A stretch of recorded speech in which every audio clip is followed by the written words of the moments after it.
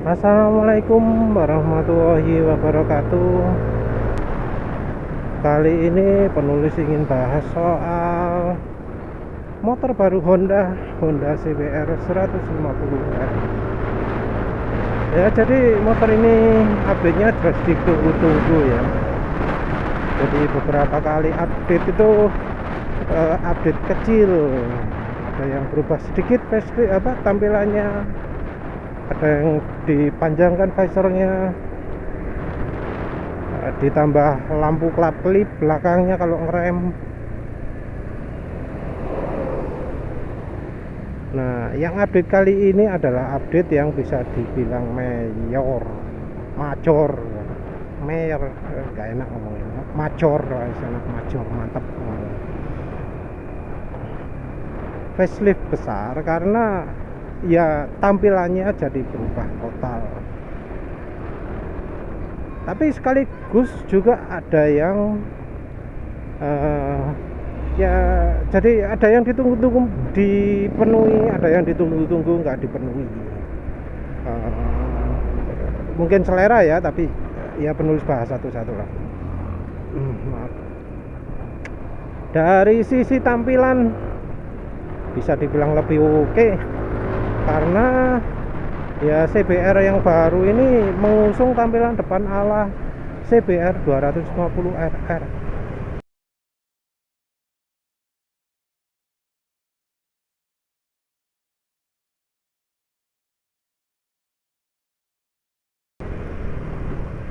Sekalian dari tampang depan sama shock breaker depannya. Jadi suspensi depan sekarang sudah upside down. Hebat, tepuk tangan.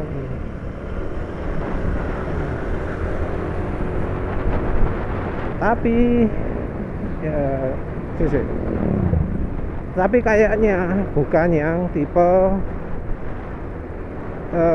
itu loh, separate function fork, bukan yang kiri dan kanannya beda ya. Jadi kalau yang punya CBR 250RR itu kan kiri kanan beda. Lupa penulis yang mana yang mana yang shock breaker.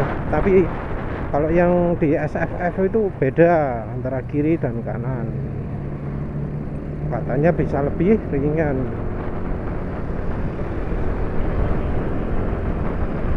Ya tahulah.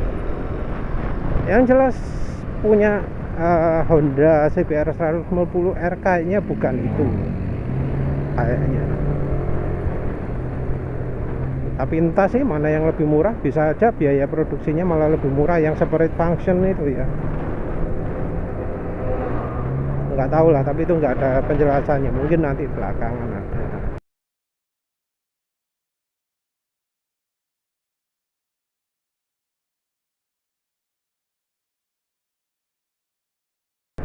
Tapi bagi penulis ya, penulis nggak ngerti keunggulannya apa, kerugiannya apa dari dua-duanya itu.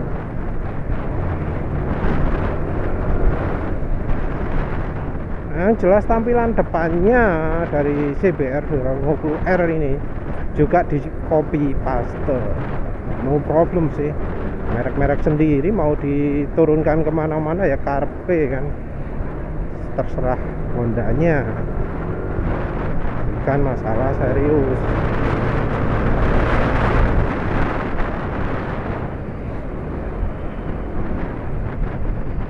Jadi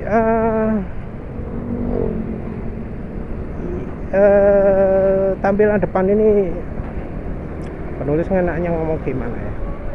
Jadi tampilan depan ini kan dibuat mirip CBR 250R. Ada yang suka tampilan seperti ini, tapi penulis termasuk yang nggak suka. Jadi penulis termasuk yang nggak suka tampilannya CBR 250RR. Padahal penulis suka banget dengan tampilan tampilan prototipenya CBR 250RR.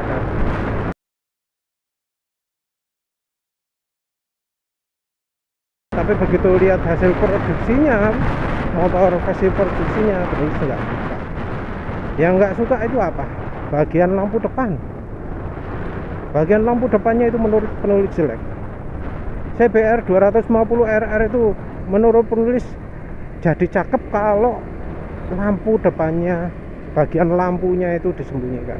Jadi kalau nggak ada bagian lampu depan itu dibuat hitam gitu ya, atau disembunyikan atau gimana, dan cuma dilihatkan bagian DRL depannya, wow itu cakep.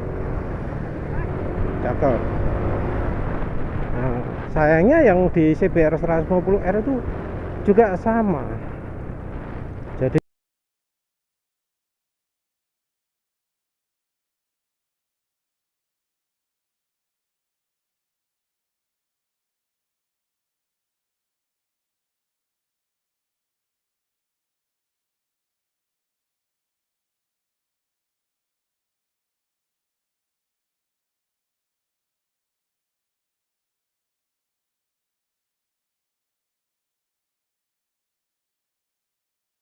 di bagian lampu depannya malah terasa lebih menyolok, makin makin apa, makin jelas. Jadi ya penulis akhirnya nggak suka juga.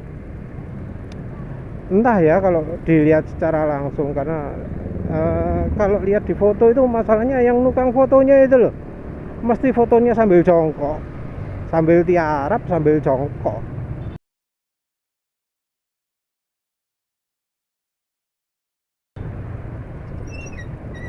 Entah mengapa ya ngambil gambar itu nggak sambil berdiri, karena eh memang sih ada orang yang wow kalau lihat motornya sendiri itu sambil jongkok-jongkok, sambil tiarap-tiarap, ada. Tapi kalau orang lihat motor lain di jalan itu biasanya sambil berdiri, nggak sambil jongkok. Lihat yang natural itu ya biasanya ya sambil duduk gini di atas motor, dilihat oh ini motornya keren nggak, lihatnya ya sambil duduk, nggak pakai sambil jongkok. Dan posisi duduk gini sama posisi berdiri ya kira-kira hampir sama lah, cuma lebih pendek sedikit. Jadi lihat bagian depannya, lihat bagian belakangnya itu pakai posisi ini. Oh iya ya, penulis sama sekali belum lihat ya tampilan belakangnya gimana. Kayaknya sih sama saja.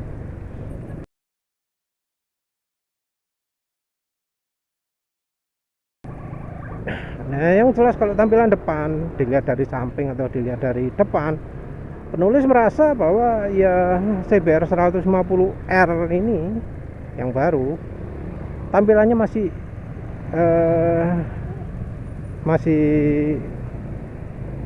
kalah ya dengan yang merek-merek lain.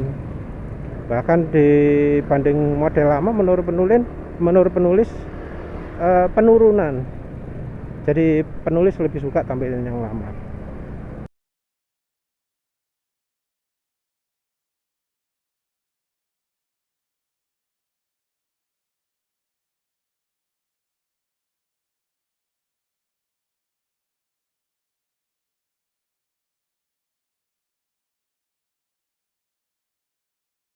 Paling suka tampilan yang versi awal, yang kesannya jadi kayak tajam banget, kesannya kayak apa ya, kayak kayak apa ya, digital banget gitu loh.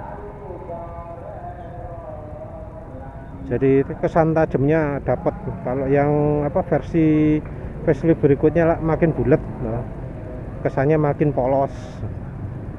Kalau sekarang penulis nggak ngerti kesannya kayak apa. Ngetrennya itu lampu dibuat makin sipit. Nah, tapi yang di Honda ini lampunya dibuat makin apa ya, jadi kayak teardrop gitu ya, kayak butiran air gitu.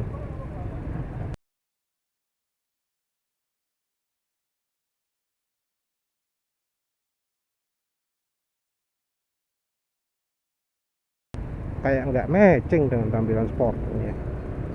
Penulis nggak tahu apa ada motor sport lain yang tampilannya model lampunya kayak CBR 250 RR ya. Unik, khas, tapi sayang lampunya depan itu bikin jelek. Seandainya lampu depannya ditukar posisinya dengan DRL-nya, wah pasti keren. Tapi ya itu seleranya penulis, bukan seleranya Honda. Peningkatan lain, speedometer sudah inverted LCD ya, itu sudah keren.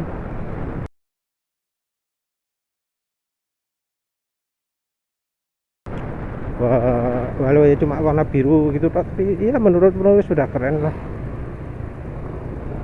ya. Itu ikutan update terakhir ya kalau nggak salah ya. Yang penulis agak kaget juga itu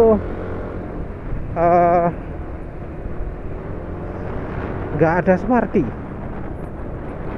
Berani loh termasuk langkah Honda itu. Soalnya biasanya kan Honda itu kalau dari sisi Smarty-Smartyan itu pinginnya duluan.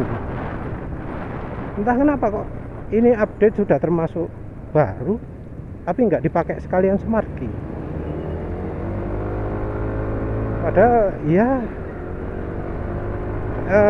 kayak pesaingnya kompetitor ya, entah bisa dibilang kompetitor atau enggak, penulis nggak tahu berapa penjualannya GSX-R itu. GSX-R 150 itu kan sudah pakai Smarty ya.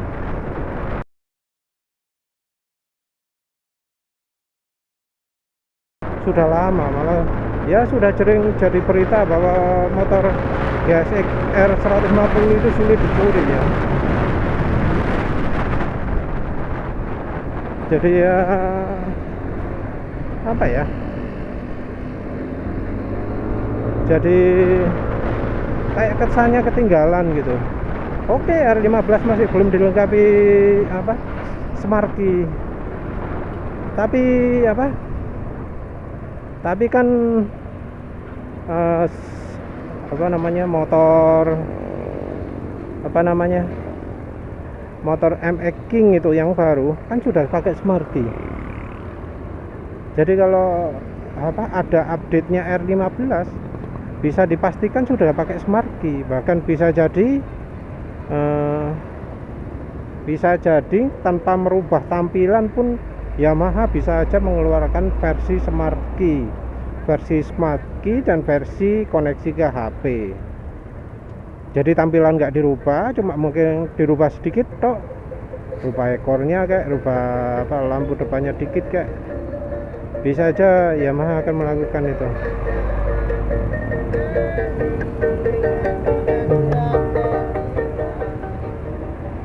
Jadi menurut penulis Honda ini entah ya, agak takut mungkin ya. Jadi nggak pakai Smarty, padahal Smarty itu penting. Penulis nggak lihat model belakangnya gimana. Model lain-lain sih kayaknya hampir sama ya dengan sebelumnya. Ada satu yang apa sebenarnya sangat ditunggu-tunggu dari Honda CBR 150R ini. Sangat ditunggu, sangat diharapkan, tapi tidak dipenuhi. Ada yang ngomong mesinnya baru, tapi penulis sendiri nggak lihat apa yang baru dari Honda CBR 150R ini di mesinnya. Cuma ada slipper clutch switch gitu. Jadi dari bagian mesin kayaknya cuma slipper clutch ada, slipper clutch saja yang diupdate.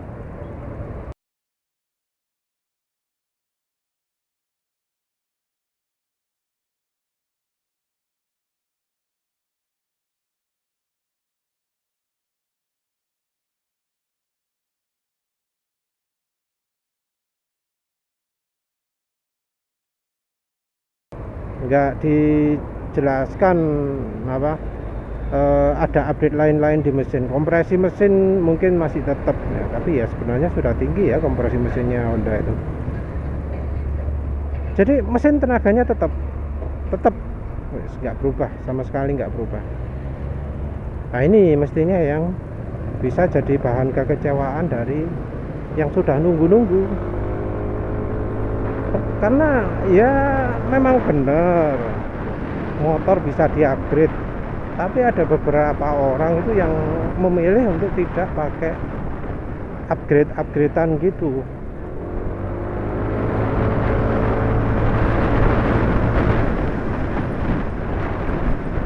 Jadi menurut penulis sepertinya di update kali ini Honda lebih memilih untuk mengupdate tampilan, sesuatu yang menurut penulis itu langkah yang salah, karena sekarang ini trennya untuk motor sport itu adalah power, bukan tampilan. Orang Indonesia nggak ngejar tampilan. Ya, tampilan itu penting, tapi kalau untuk motor sport, tenaga itu lebih penting. Ya, penulis nggak tahu sih ya, apakah pasar CBR 150R ini naik atau turun dibanding dengan motor lain ya. Tapi menurut penulis, Honda nggak meningkatkan performa itu langkah yang salah ya. Harusnya jangan sampai tenaga itu sama, dibuat berubah sedikit itu lebih bagus daripada tetap misalnya dicapai dengan mengandalkan peningkatan RPM. Dari sekarang kan tenaganya difokuskan di putaran mesin menengah, dirubah lagi jadi kayak yang versi dulu, jadi tenaganya di RPM tinggi, kan pasti tenaga meningkat mengingat kompresinya sudah tinggi. Kayak mesinnya CB yang awal, CB yang versi pertama, CB 150R versi pertama itu kan tenaganya di RPM tinggi. Nah itu harusnya Honda itu paling enggak dirubah itunya lah, dirubah noken asnya atau apa gitu lah, sehingga tenaganya bisa naik. Terus lain-lain nggak usah berubah lah, spek mesin dibuat sama persis, tapi paling enggak noken asnya lah dirubah sehingga ya tenaga bisa tambah 0,1 atau 0,2, yang penting jangan tetap seperti sekarang ini, karena ya kesannya jadi bukan update yang besar gitu loh. Walau penampilan sudah berubah besar, suspensi depan sudah upside down, perubahan seperti ini kesannya jadi kayak NMAX ya,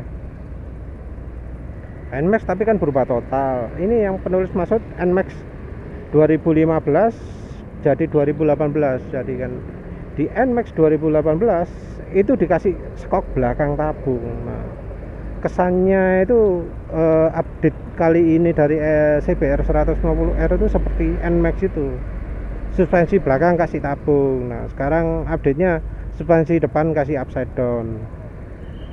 Kalau soal sleeper clutch, penulis nggak tahu ya apa bener sih orang-orang itu butuh sleeper clutch. Soalnya kalau penulis kok sleeper clutch rasanya lebih enak dijadikan penggantinya rem ya. Jadi penulis justru termasuk yang nggak suka pakai sleeper clutch. Sorry. Soalnya penulis itu kopling dijadikan rem. Nah kalau pakai sleeper clutch nggak bisa jadi rem lagi, merosot ya, karena diselipkan, di merusutkan namanya kan, nyokot merusut kan ya istilahnya sleeper clutch.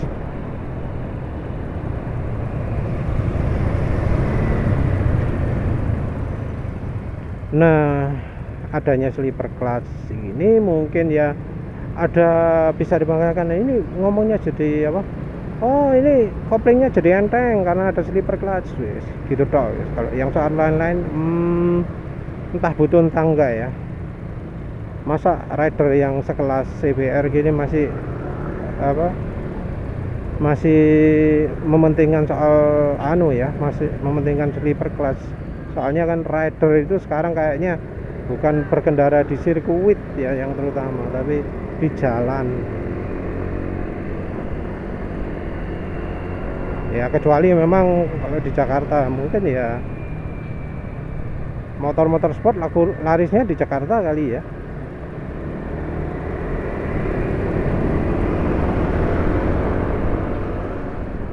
Yang jelas penulis nggak merasa ada nilai lebih dari sleeper clutch ya. Ada ya wes, nggak ada ya wes. Yang harusnya dipentingkan itu adalah tenaga, karena ya ini loh, Yamaha kan barusan Yamaha Vietnam ya, itu barusan mengeluarkan MS King ya, bukan MS King tapi X Cheater ya, X Cheater 155. Jadi X Cheater ini sudah punya tenaga yang gede banget, 17,7 HP, gede itu. Berapa sih HP tenaganya? Wis pokoknya yang penulis ingat tenaganya lebih gede lah daripada tenaganya tenaganya CBR 150R.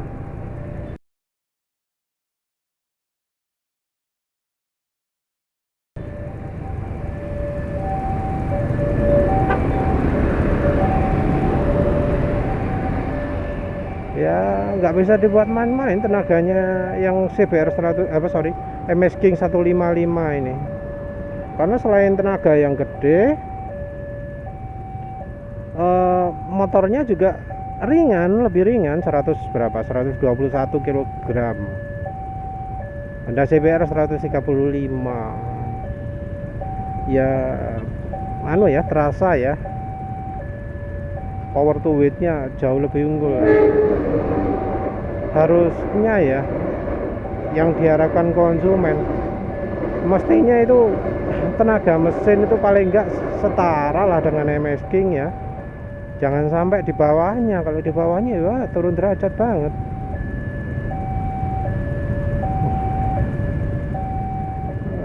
Jadi kalau disimpulkan ya, penulis sebagai anggap saja calon konsumen, kebetulan anak kan pingin dibelikan motor sport, pingin nggak beli CBR 150R dengan perubahan yang sekarang ini? Menurut penulis enggak.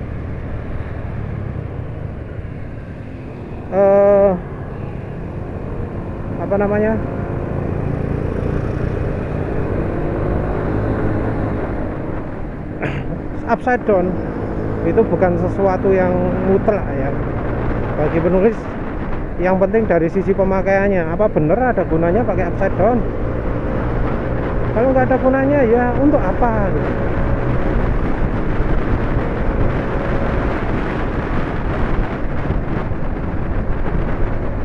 Kalau misalnya motor lebih stabil, motor lebih gitu, ya ini stabil atau enggak itu kan tergantung dari setelan suspensi. Kalau misalnya enggak stabil ya tinggal distabilkan, tinggal disetel.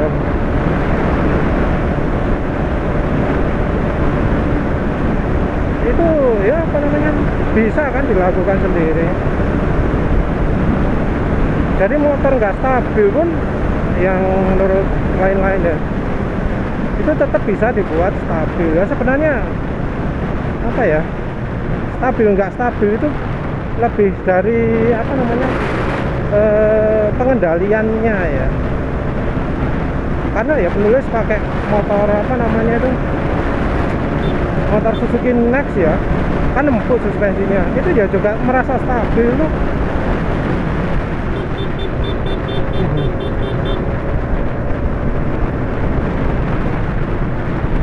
Jadi bukan suatu yang harus dibesar-besarkan upside down. Upside down itu kalau menurut penulis itu lebih ke soal tampilan. Dari sisi tampilan sendiri gimana? CBR 150R itu kalau menurut penulis tampilannya masih jelek ya, kurang sip. Nggak suka penulis dengan tampilan yang seperti itu, terutama dari bagian lampu depannya. Kesannya jadi seperti lihat lampu belakangnya NMAX. Nggak suka lah. Bukan selera penulis tampilan yang sekarang. Penulis masih lebih bisa menerima tampilan yang versi sebelumnya atau yang sebelumnya lagi, yang pertama.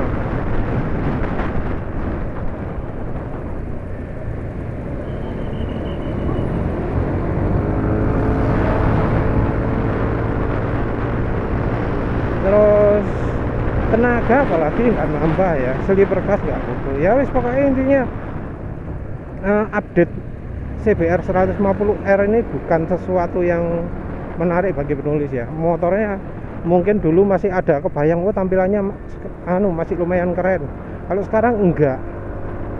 Jadi dulu mungkin masih ada minat ya, mau beli karena tampilan keren, sekarang enggak. Ini belum nyebut soal harga ya. Harganya sekarang udah 40 juta. Kalau yang tanpa ABS 36 juta atau 35, berapa gitu. Dengan harga segitu sudah bisa beli R15. Bisa dapat R15 nambah 1 juta. Dan ya R15 sudah ada sleeper class, suspensi depan sudah upside down, lampu sudah lumayan sipit, lampu depannya ada VVA macam-macam.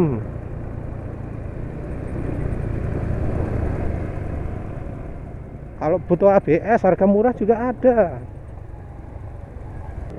GSX R 150 itu harga 35, hampir 36. Itu sudah pakai smart key, sudah apalagi ya, sudah pakai ABS. Jadi ada ABS-nya, ada smart key-nya. Belum lagi tenaganya. Nggak setinggi tenaganya R15, tapi jelas jauh lebih tinggi daripada CBR.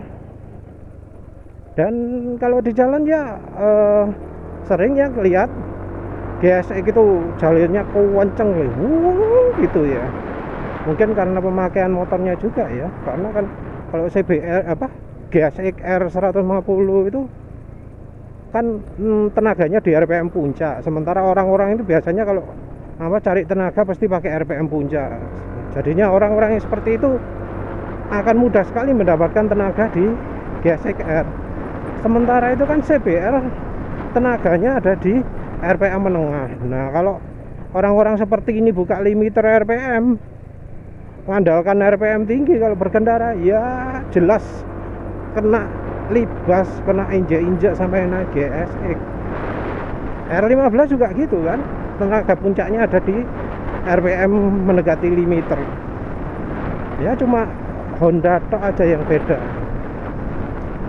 Seandainya Honda itu update noken asnya dirubah sehingga tenaganya muncul di tenaga puncak, pasti tenaga bisa tambah sedikit lah, nggak apa-apa.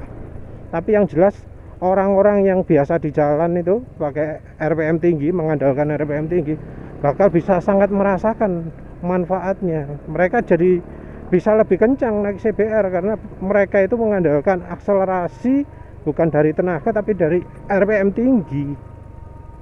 Sesuatu yang sangat nggak cocok kalau dilakukan di CBR. Ya wis lah, itu aja. Intinya update ini mungkin ada yang suka kalau sekarang ini sudah punya CBR, tapi bagi untuk yang bukan pemilik CBR rasanya update ini kurang menarik ya daripada kompetitor, kecuali memang mereka ini penggemar tampilan ala CBR 250RR ya. Beda lagi itu ya, fans Honda yang sekarang naik motor Yamaha atau Suzuki ya, beda lagi kalau itu. Tapi kalau orangnya bukan yang fans Honda, rasanya pasti bakal mikir-mikir mau beli CBR 150R yang baru ini. Terutama ya dari sisi tenaganya yang kurang. Ya wis lah, begitu saja.